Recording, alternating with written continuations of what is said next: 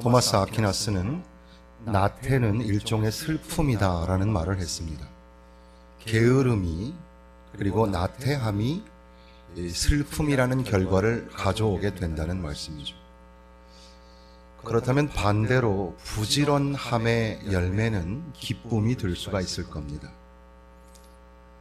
비록 이 슬픔 많은 세상을 살지만 혹시 우리가 영적으로 게으르고 나태해서 그래서 기쁨을 누리지 못하고 슬픔 중에 살고 있는 것은 아닐까? 우리가 부지런히 하나님의 말씀을 찾고 주님 안에서 주님을 만난 그 경의와 감탄 속에 산다면 그러면 우리는 기쁨을 회복할 수 있을 텐데, 나는 슬픔 중에 살고 있는가 또는 기쁨을 누리면서 살고 있는가 곰곰이 생각해 봐야 합니다. 존 파이퍼 목사님은 우리 영혼의 입과 목구멍이 있다, 그렇지 않았다면 예수님이 우리에게 마시라고 명령하지 않으셨을 것이다, 이런 말씀을 하셨습니다.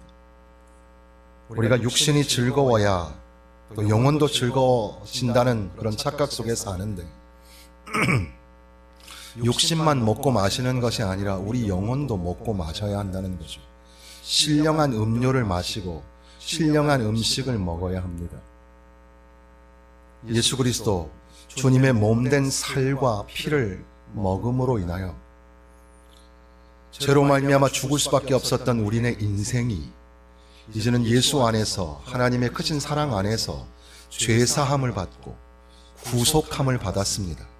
그 사랑 그 은혜에 감격하여 날마다 그 기쁨 중에 살아야 하는데, 그럼에도 불구하고 우리는 자꾸 기뻐함, 이 기쁨을 놓치며 살 때가 많습니다. 성경은 온통 하루 종일 읽어도 기뻐하라, 즐거워하라, 이 말씀이 계속해서 나오게 되는 것을 우리는 놓치지 말아야 합니다. 기뻐하라, 또 기뻐하라.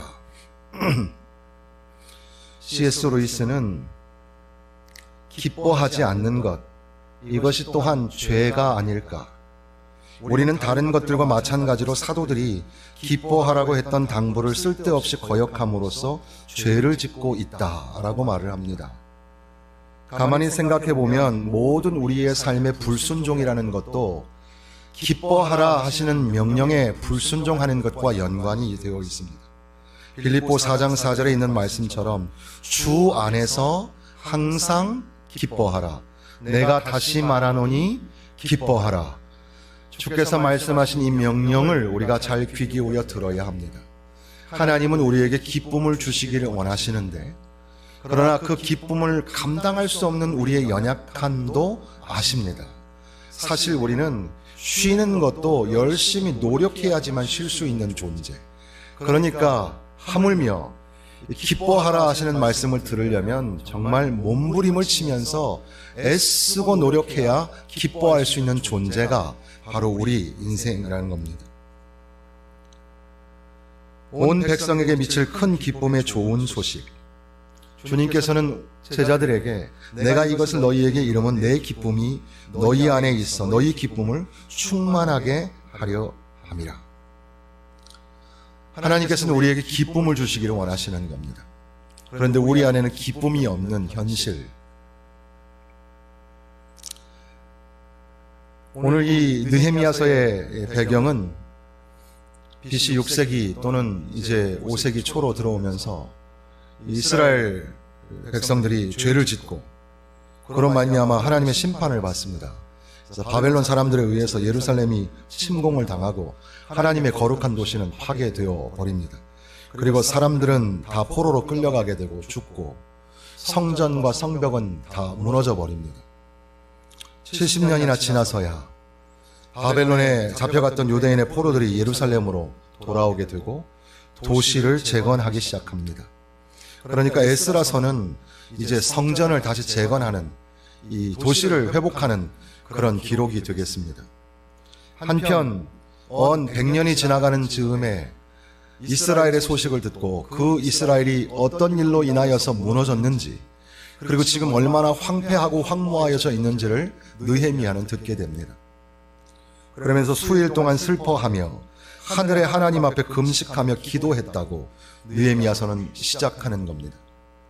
우리가 예루살렘 성벽이 파괴되어졌다는 벌써 1세기나 지난 이야기를 듣고서도 슬퍼하며 금식하였던 느헤미야를 생각하면서 오늘 이 도시, 성북구 또는 서울이라는 도시를 슬퍼하면서 울 수 있다면 하나님은 이 도시에 내리시고자 하셨던 재앙도 심판도 멈추시지 않겠는가? 느헤미야는 이제 포로에 끌려갔던 사람들을 데리고 예루살렘으로 들어갑니다. 그리고 이제 짧다면 짧고 또 길다면 긴 대략 한 52일 정도의 시간 동안에 성벽을 재건하기 시작합니다. 밖으로의 외부의 공격도 있었고 또 안으로 지도자들의 반대도 있었고 또 도비야와 산발라처럼 방해뿐 아니라 음모를 꾸며서 죽이려고 하기까지 하면서 그런 많은 우여곡절 속에서 느헤미야는 성벽을 재건해 가기 시작했고 그것은 결국 막대한 공사였음에도 불구하고 느헤미야의 강력한 지도력 아래서 온 백성들이 온 힘을 다해서 충성하였기 때문에 성벽이 재건되었습니다. 모든 성벽 공사가 끝나고 이스라엘 사람들은 일제히 수문 앞 광장에 모였습니다. 그리고 에스라에게 설교의 말씀을 부탁합니다. 모세오경을 읽어달라는 것이었고 에스라는 하나님의 말씀을 읽습니다. 그리고 해설해 줍니다. 8장 8절 말씀 보시면 하나님의 율법책을 낭독하고 그 뜻을 해석하여 백성에게 그 낭독하는 것을 다 깨닫게 하니. 그러니까 하나님의 말씀은 그냥 읽고 그냥 듣는 게 아닙니다. 오늘 우리가 이 시간에 오셔서 하나님 앞에 말씀을 들을 때는 하나님의 말씀을 그저 문자적으로만 읽고 돌아가는 것이 아니라 이것을 우리 신학교에서는 이 two horizons라 그래서 두 지평, 그러니까 텍스트의 시대와 이 컨텍스트의 시간이 있어요. 그래서 이 문자와 그 상황이 어떻게 연결되어지는가. 그러니까 살아계신 하나님의 말씀이 아주 오래전에 쓰여진 그 기록된 말씀이 오늘 나에게 뭐라고 말씀하시는가를 그 해석의 말씀을 듣고 그 말씀을 성령의 조명하심을 따라서 깨달음을 가지셔야 하는 겁니다. 그러니까 그저 여러분들이 익히 알고 있는 이야기에 익숙해진 이야기에서 멈추어 계시지 말고 오늘 나에게 새롭게 하나님이 어떻게 말씀하시고 그 말씀이 저 사람에게 하는 말이 아니라 나에게 하는 말씀인 줄로 믿고 귀 기울여 들으며 깨달아 알아야 하는 겁니다. 그러면 그 말씀은 은혜를 일으킵니다. 하나님의 은혜가 그런 사람들의 마음속에 넘쳐나게 되는 겁니다.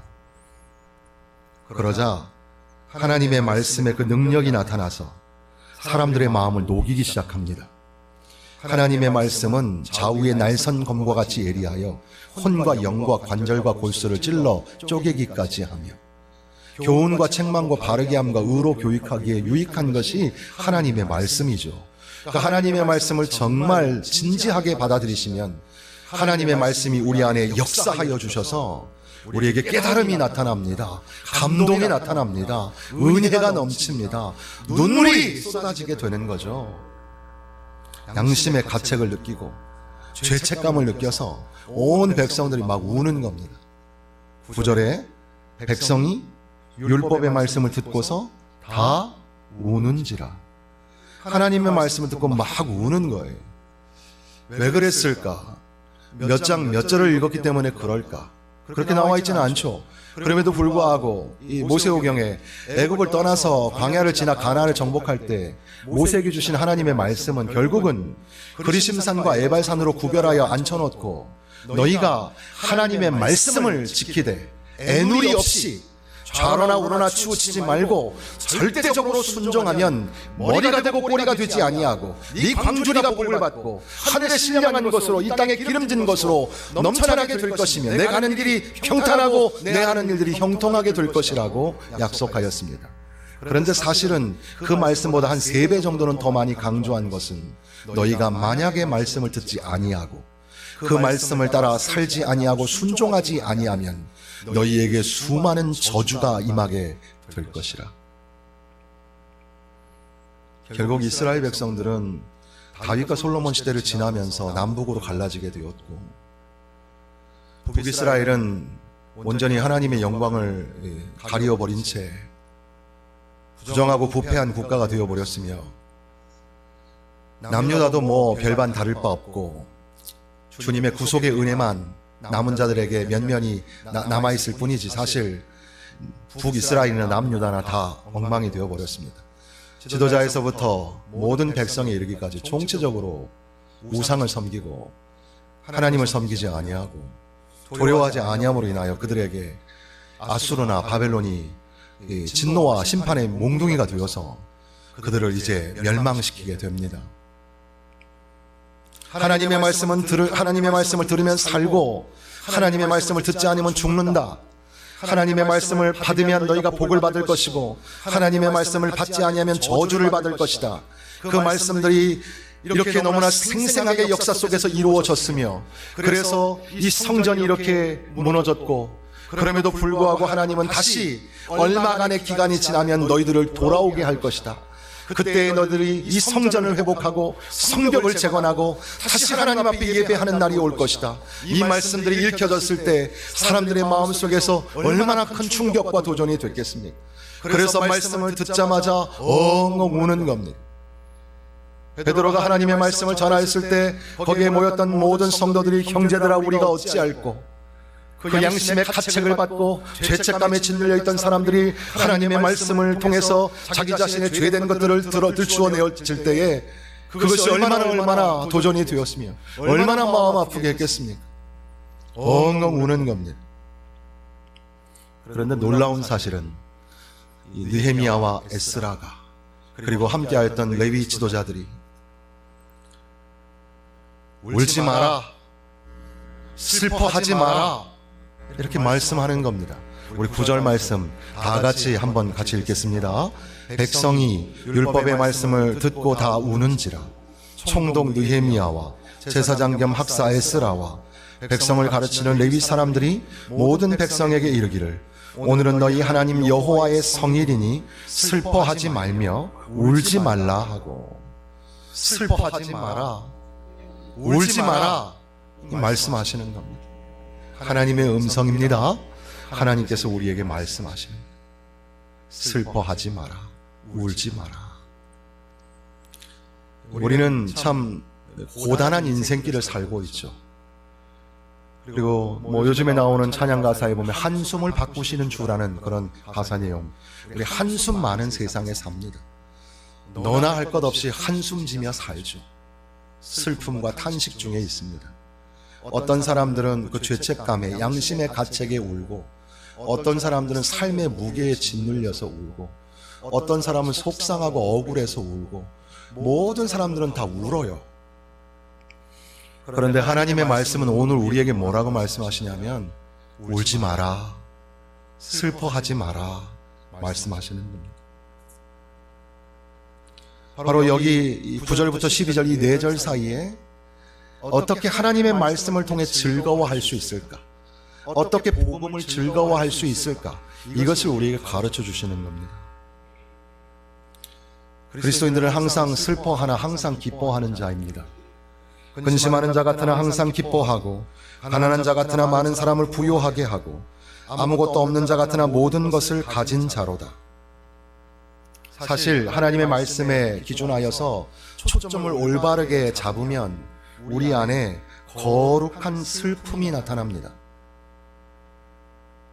우리가 너무나 부정하고 죄된 존재라는 사실을 발견하게 되는 겁니다. 너나 할 것 없습니다. 하나님의 말씀은 전이하고 투사하는 게 아니에요. 하나님의 말씀은 나에게 하는 말씀이지 하나님 말씀은 저 사람에게 하는 말씀이 아니에요. 하나님 말씀은 나에게 주시는 말씀인 줄로 믿으시기를 바랍니다. 하나님 말씀 속에 나를 비추어 보면 내 안에 죄된 것들이 드러나요. 저 찢기와 오물과 같은 것들이 들추어져요. 원리적으로 교리적으로 우리는 죄사함 받았죠, 예수님 안에서. 그러나 우리의 실상은 죄의 오염 속에 살죠. 여전히 우리는 미워하고 또 욕하며 저주하며 살인하는 죄를 지으며 살고 있는 겁니다. 뿐만 아니라 삶의 곤고하고 무거운 짐들로 인하여 우리는 슬퍼하고 낙심하고, 서두에 말씀드린 것처럼 그것이 영적인 게으름과 나태함과는 관련이 없을까? 거룩한 슬픔은 이제 거룩한 기쁨으로 나아가게 됩니다. 그러니까 거룩한 슬픔이 있어야 거룩한 기쁨으로 나아가게 된다는 말씀이죠. 그러니까 울지 마라, 기뻐해라 하시는 말씀은 너희 삶에서 아픔, 이 슬픔을 제거해버려라 이런 뜻이 아니라 아픔을 끌어안아라, 아픔과 동행해라, 슬픔을 끌어안고 살아라. 그러면 너희 안에 신령하고 거룩한 기쁨이 생겨나게 될 것이라고 약속하시는 겁니다. 그러니까 우리는 은혜로 말미암아 이곳에 왔습니다.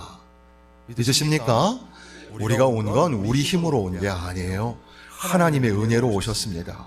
하나님의 은혜로 이 자리에 와서 무엇을 보려고 하십니까? 주여 주의 길을 내게 보이시고 주님을 나에게 좀 보여주옵소서. 모세의 기도처럼 우리도 그렇게 주님의 임재를 갈망하여 여기에 오신 줄로 믿습니다. 그러면 하나님의 임재를 갈망하여 하나님을 만나시면 그 다음에 어떤 일이 벌어질까요? 하나님 만나면 우리 안에 은혜가 더 풍성해지는 겁니다. 은혜로 이곳에 왔는데 하나님 만나면 더 큰 은혜를 받게 되고, 나만 은혜 받는 게 아니라 여기 모인 성도들이 다 은혜가 넘치게 되는 겁니다. 은혜가 풍성하게 되는 겁니다. 날마다 새로운 은혜, 더 풍성한 은혜로 사시기를 바랍니다. 그런데 항상 이 은혜가 새롭게 일어나기 위하여서 우리는 원초적인 은혜로 다시 돌아가서 나를 용서하시고 나를 위하여 독생자를 내어주셨던 그 하나님의 사랑과 은혜, 그 사랑의 정점이었던 십자가, 그곳에 우리 주 예수 그리스도께서 십자가에 달리셔서 손과 발에 못이 박히고 허리에 창자국이 찔리며 물과 피를 쏟아내어 주시기까지 그렇게 죄로 말미암아 죽을 수밖에 없었던 난데, 바로 하나님이 그렇게 나를 사랑하셔서 독생자를 내어 죽게 하셨던 바로 그 사랑, 그 은혜, 그 죄사함의 은혜와 구속함의 은혜로 또 돌아가고 또 돌아가서 기억하고 기념하며 은혜를 채우고 또 은혜를 채워야 하는 겁니다. 하나님의 말씀, 그러니까 거룩함이라는 것은 점잖고 엄숙하고 경직된 것, 그게 거룩함이 아니고 거룩한 슬픔으로 말미암아 거룩한 기쁨으로 나아가는 것. 아무리 생각해도 내 죄는 심각하고 아무리 생각해도 내 죄로는 구원받을 수 없는데, 또 한편 이렇게 멸망받을 수밖에 없었던 나름에도 불구하고 하나님 나를 왜 사랑하셨는지, 하나님 어찌 그리 나를 사랑하시는지, 나를 위하여 독생자를 내어 죽게 하시기까지 그 십자가의 사랑, 그 십자가의 은혜로 말미암아 이제는 눈물이 변하여 기쁨이 되고 감사와 찬양이 되는 겁니다. 느헤미야가 뭐라고 말씀하십니까? 10절 말씀 같이 읽어보겠습니다. 느헤미야가 또 그들에게 이르기를 너희는 가서 살진 것을 먹고 단 것을 마시되 준비하지 못한 자에게는 나누어 주라. 이날은 우리 주의 성일이니 근심하지 말라. 여호와로 인하여 기뻐하는 것이 너희의 힘이니라. 아멘. 여호와로 인하여 기뻐하는 것, 하나님 때문에 기뻐하는 삶을 살아야 합니다. 얘들아 울지 마라, 울지 마라. 그러면서 뭐라고 말씀하세요? 살진 것과 단 것을 준비해서 마셔라. 그리고 오늘 우리가 제가 초점을 잡고 있는 것과는 약간 관점이 다르지만 또 우리가 발견할 수 있는 것들이 참 많은데, 그 중에 하나는 이런 거죠. 준비하지 못한 자에게도 나누어 주라. 우리가 잔치를 베풀었습니다. 예배는 축제이고 예배는 이 배설의 은혜가 있는 겁니다. 귀한 식탁의 교제가 있는 겁니다. 우리 안에 이 배설과 식탁의 이 시간이 없어지면 뭔가 신앙적으로 영적으로 잘못됐다고 여러분 빨리 알아차리셔야 합니다. 우리 공동체 안에 식탁의 교제가 사라지고 있다면 다시 그것을 회복하셔야 합니다. 물론 과거에는 이런 일이 있었죠. 과거에는 구역 예배 드리면 집집마다 맛있게 준비해가지고 오너라 해서 다 같이 된장국도 끓이고 또 상추쌈도 해가지고 맛있게 먹으면서 하하하 웃고 그랬던 기억들이 있었습니다. 그래서 구역예배 시간만 되면 낮에도 그렇고 저녁에도 그렇고 이 골목 저 골목에서 구역예배가 시작이 됐죠. 오늘날에는 물론 시간적으로 환경적으로 많이 바뀌었습니다. 그래서 그렇게 되지 않을 수밖에 없지만 그럼에도 불구하고 우리 안에 신령한 교제, 식탁과 배설과 나눔의 교제가 사라져가고 있다면 다시 우리가 깨달음을 가지고 함께 모여 식사하고 함께 맛있게 먹으면서 나누면서 힘을 내라, 용기를 가져라, 울지 마라, 이렇게 서로 격려해 주어야 하는 겁니다. 혹시라도 우리 중에 음식을 준비하지 못한 사람이 있거든 그 사람 것 나누어 주어서 자 우리 나눠 먹자, 같이 먹자. 여기서 기뻐하라 하시는 말씀은 그저 근심 걱정 잠깐 내려놓고 하하하 웃으세요. 기네스북에 오른 사람이 뭐 몇 시간 웃었다면서요. 하하하하 한번 해보실래요? 네? 시작. 이게 이렇게 웃으면 안 되는 거예요. 네. 그러니까 여기서 말한 기뻐하라라는 것은 하하 캠페인이 아니라는 거죠. 잠시 어깨를 들썩이는 흥겨움이 아니에요. 바로 주님이 주시는 기쁨. 주님 때문에 어렵고 힘들지만 예수님 때문에 가능한 기쁨. 우리의 모든 환난 가운데서도 위로가 가득하고 기쁨이 넘치는도다. 너희가 갇힌 자를 동정하고 너희 소유를 빼앗기는 것도 기쁘게 당한 것은 더 낫고 영구한 소유가 있는 줄 알미라. 내 형제들아 너희가 여러 가지 시험을 당하거든 온전히 기쁘게 여기라. 사람들은 그저 볼 때에 다 평안한 것처럼 보여요. 다 그냥 그렇게 그만 사는 것처럼 보이지만 조금만 더 이 신앙적으로 영적으로 감성 터치를 하면 그러면 다 아프고 다 병들어 있어요. 그때 사람은 우리를 위로할 수 없을지라도 주께서는 우리를 위로해 주십니다. 주님의 기쁨, 주님이 주시는 변치 아니하는 충만한 기쁨을 여러분 꼭 빼앗기지 마시기를 부탁을 드립니다. 하나님, 제 재산을 가져가신다고요? 가져가세요. 하나님, 제 건강을 가져가신다고요? 그래도 괜찮아요. 외양간 송아지 없고 논밭에 소출이 없어도 괜찮아요. 나는 여호와로 인하여 즐거워하고 주님으로 인하여 즐거워합니다. 하나님 안에서 기뻐하고 즐거워합니다. 의인의 소망은 즐거움을 이룬다는 잠언의 말씀처럼 저는 소망이 있어요. 장래의 소망이 있고 장래의 영광이 있어요. 예수님 안에서 참된 기쁨을 누릴 수가 있답니다. 그래서 느헤미야와 에스라는 레위 사람들과 함께 모든 백성을 정숙하게 하면서 오늘은 성일이니까 마땅히 조용하고 근심하지 말라. 혹시 여러분 슬픈 마음으로 오셨습니까? 근심하는 마음으로 오셨습니까? 아니면 하나님의 말씀 속에서 나의 이 연약함을 바라보게 되고 내 양심의 가책을 느껴서 죄책감으로 인하여서 지금 울고 싶은 마음이 있습니까? 그러나 하나님께서 우리에게 말씀하시는 거예요. 울지 마라. 슬퍼하지 마라. 근심하지도 마라. 살진 것, 단 것 가져와라. 우리 잔치를 베풀자. 아버지의 재산을 가지고 떠났던 탕자는 모든 재산을 다 탕진하고 난 다음에 돼지 치는 곳에서 돼지가 먹는 아마 그 음식을 바라보았을 겁니다. 저거라도 얻어 먹어야지. 문득 생각이 난 게 차라리 이럴 거면 아버지한테 가자. 혼나더라도 아버지 집에 가서 종으로 사는 게 더 낫겠다. 그래서 부끄럽고 죄송하고 미안한 마음에 그럼에도 불구하고 아버지께 가자. 아버지께 가자. 그러고 갔더니 상거가 먼데도 불구하고 소위 버선발로 아버지가 뛰어나오셔서 끌어안아 주시고 그리고 그 재산을 다 탕진하고 말 안 듣고 떠난 아이인데도 불구하고 그 탕자를 위하여 잔치를 베풀어 주시는 하나님. 원수의 목전에서 내게 상을 차려주시는 하나님. 주님께서 근심하지 마라. 울지 마라, 슬퍼하지 마라 말씀하시는 겁니다. 오늘은 성일이니 기뻐하고 즐거워하자 말씀하시는 겁니다.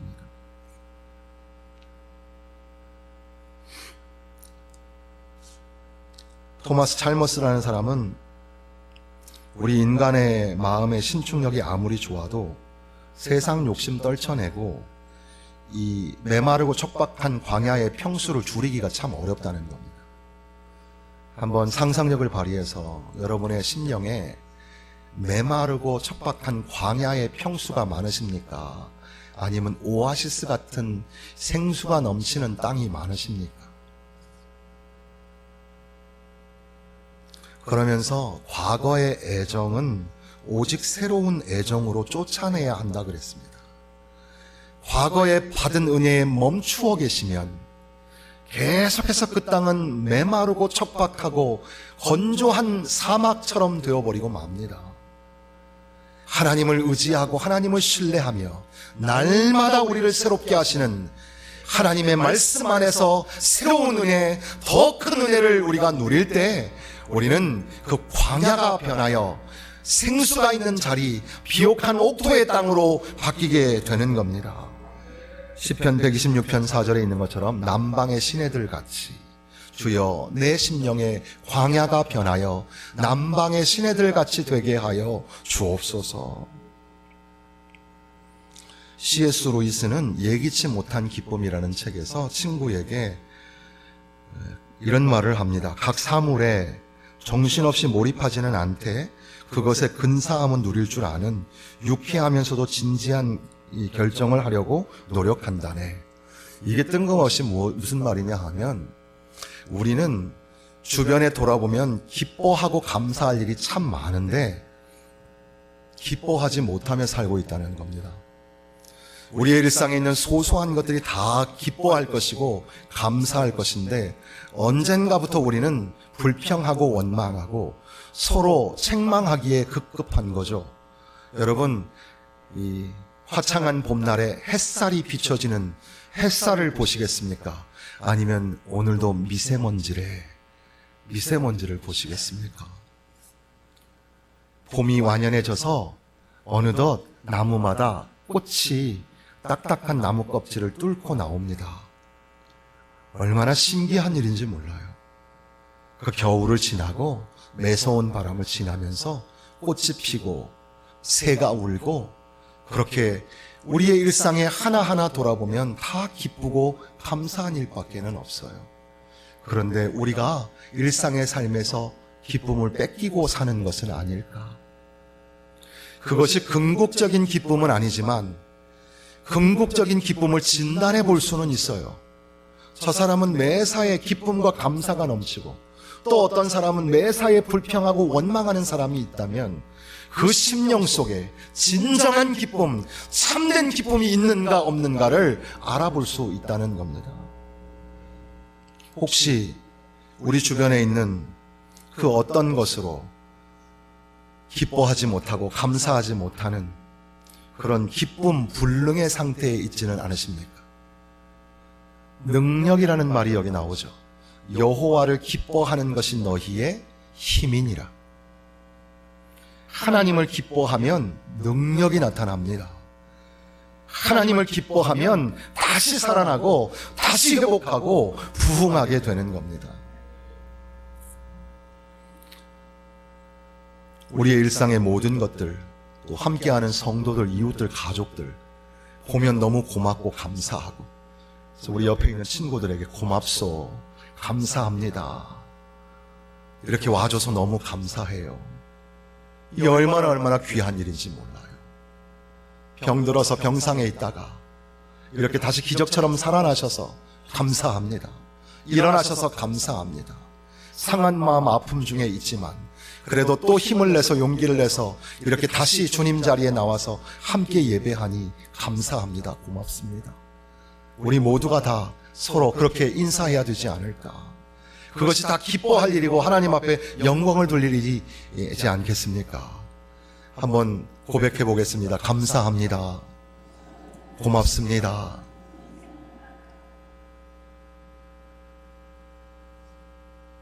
오만과 편견이라는 소설이 있는데 그 소설의 내용을 얘기하려는 게 아니라 한 그 에피소드 중에 그 두 딸이 있죠. 두 딸이 엘리자베스와 제인이 있는데 오늘 시대는 뭐 젠더 뭐 이런 것 때문에 소설이 자꾸 해석이 바뀌고 있긴 하지만 전통적인 해석에 의거하면 제인이 굉장히 낙천적인 성격을 가졌는데 그러니까 모든 걸 긍정적으로 보는 사람이에요. 근데 약간 철딱서니가 없죠. 보통 낙천적인 사람은 좀 철이 없어 보이죠. 그런데 언니인 엘리자베스는 상당히 신경질적이고 예민한 사람입니다. 그런데 상당히 사리가 밝고 그렇게 그 지능이 있는 냉소적이면서도 굉장히 생각이 깊은 사람이고 낙천적이면서도 철이 없는 것 같은 사람, 두 자매의 이야기죠. 제인이 남자친구가 생겨서 이제 결혼을 하게 되고 그래서 이제 언니에게 이런 말을 합니다. 나는 정말로 세상에서 제일 가는 행운아인 게 틀림없어. 언니, 왜 우리 가족 중에 나 혼자만 이런 축복 받는 걸까? 나는 언니도 행복했으면 좋겠어. 언니에게도 분명 좋은 남자가 나타날 거야. 그랬더니 언니가 대뜸 하는 말이 네가 그런 남자 40명을 데려다 준대도 나는 너처럼 행복하지 못할 거야. 네 성격과 마음씨를 갖지 않는 한 내가 너의 행복을 갖기는 애초에 그런 일이지. 현명한 사리 판단 속의 결론이 그런 거예요. 그 마음씨가 긍정적이고 착하고 고우면 그러면 모든 사물이 모든 대상이 좋게 보일 수 있는데 그런데 우리 마음이 상하고 삐뚤어지고 또 왜곡되어 있으면 그러면 모든 것들이 다 불편한 시선으로밖에는 보이지 않는 겁니다. 혹시 우리에게 40개의 우상이 있어서 그 40개를 우리가 다 에너지를 쏟으며 정열을 다 바쳐도 그것을 통해서는 기쁨을 누릴 수가 없어요. 오직 한 가지 하나님의 말씀, 생명의 말씀, 구원의 말씀, 예수 그리스도를 통하여 나에게 베풀어 주신 구속의 사랑, 십자가의 은혜의 말씀으로만 채워져야 진정한 기쁨, 참된 기쁨을 누리게 됩니다. 예수 믿는 기쁨, 그 기쁨 안에서 우리는 우리의 일상의 모든 것들을 기쁨으로 변화시키는 능력을 발휘하게 되는 겁니다. 그러니까 기뻐하라 이 말은 명령이에요. 아유, 기뻐할 게 있어야죠 하는 게 아니라 기뻐하라, 즐거워하라, 울지 마라, 슬퍼하지 마라. 마지막 절 12절입니다. 같이 읽겠습니다. 모든 백성이 가서 살았거나 마시며 나누어 주고 예수 그리스도를 믿음으로 말미암아 모든 사람에게 그 읽어 들려준 말을 하나님의 의, 밝히 알미라. 구원하시는 그 단어인데요. 상업적이에요. 곧 가서 내 의를 가지고 먹고 내가 율법 지킨 거 가지고 내가 착하게 크게 즐거워하였습니다. 여러분에게도 곧 하나님의 말씀을 듣자마자 곧 가서 먹고 마시고 나누어 주고 크게 즐거워하는 그런 놀라운 축복이 임하시기를 바랍니다. 왜 그랬을까? 이는 그들이 그 읽어 들려준 말을 밝히 알미라. 하나님의 말씀이 그들 심중에 깊이 박혀서 그 말씀이 성령의 조명하심을 따라 깨달아져서 그래서 그 말씀 때문에 용기를 얻고 다시 먹고 다시 마시면서 그리고 또 없는 자에게 나누어 주며 섬기면서 많이 먹어라, 힘내라 하면서 그냥 즐거워하는 게 아니라 어떻게 즐거워한다고요? 크게 즐거워하리니. 하나님의 말씀 속에 능력이 있습니다. 그러니까 저는 보통 설교가 이 스트럭처가 그냥 뭐 1대지 1, 2, 3 이런 게 없죠. 그러니까 하나의 주제가 쭉 이야기식으로 흘러가는 그런 방식을 저는 택하는데 그러니까 뭉뚱그려서 한 가지의 주제가 여러분들에게 깨달아진다면 그 주제의 말씀을 가지고 강하고 담대하라, 슬퍼하지 말라, 기뻐하라, 즐거워하라 이 말씀이 들리신다면 그 말씀에 아멘 아멘 하고 그 말씀을 깨닫고 붙잡으면 여러분 안에 기쁨이 넘칠 겁니다. 그런데 어떤 분들은 전체 이야기를 다 기억하지 못해도 어느 날 듣다가 한 문장이 꽂힐 때가 있죠. 한 문장 그 말씀 때문에 삶이 바뀌는 경우도 있잖아요. 한 문장만 기억해도 삽니다. 여러분, 더 놀라운 건 접속사 하나, 전치사 하나로도 사는 거예요. 그러니까 설교하는 설교자도 헛소리하면 안 되고, 설교하는 설교자도 접속사 전치사 하나 가지고도 하나님의 역사가 일어난다는 것을 믿으면서 하나님의 말씀을 전하고 하나님의 말씀을 선포해야 되겠지요. 그러나 우리 듣는 모든 성도들도 마찬가지입니다. 여러분, 구경하러 오셨습니까? 점수를 매기러 오셨습니까? 좋은 얘기 들으러 오셨습니까? 아니에요. 살아계신 하나님이 오늘 여러분들에게 말씀하시는 거예요. 여러분 각자를 다친다 하시는 전능하신 하나님께서 각자에게 필요하신 하나님의 말씀으로, 좌우의 날선 건모같이 일하신 그 말씀으로 우리에게 말씀하시는 거예요. 때로는 한 단어로, 한 문장으로, 그리고 주제로, 소재로 여러분에게 선포하시는 거죠. 그 말씀을 듣고 우리 입술로만 아멘이 아니라 우리 심령 속에서는 쉬지 않고 아멘 아멘 아멘 아멘 아멘 아멘 할 때 여러분 심령에 샘솟듯 기쁨이 넘쳐나고 그리고 기뻐하며 즐거워하는 삶을 살게 될 줄로 믿습니다. 사랑하는 성도 여러분, 한 주간 주의 말씀에 절대적으로 순종합시다. 기뻐하고 즐거워하라 하셨사오니 기쁨을 회복하십시오. 즐거움을 회복하십시오. 감사하며 찬양하며 사시기를 주님의 이름